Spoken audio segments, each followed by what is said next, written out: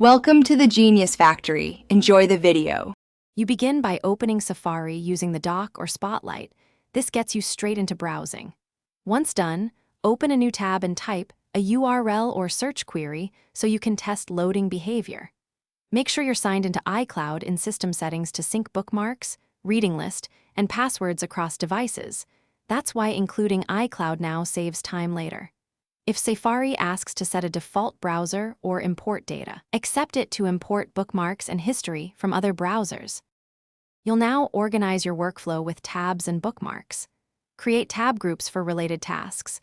Once created, you can switch contexts fast without losing tabs. Add a page to favorites or bookmark it with CMD+D so you won't search for it later. Next, open Safari settings to choose your search engine, enable reader mode automatically, and configure autofill to speed forms. Also check extensions and privacy settings to block trackers and customize behavior. These steps protect. Finish by handling files and sync. Use the Downloads icon to open recent files and move them into organized folders. Cleaning the list keeps Safari responsive. Make sure iCloud tabs and handoff are enabled so you can pick up browsing on your iPhone or iPad.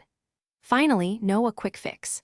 If pages won't load, clear the cache and website data in Settings, disable extensions to isolate conflicts, and restart Safari. If that doesn't work, reboot your Mac to reset network stacks. Thanks for watching. If you found this helpful, don't forget to like and subscribe.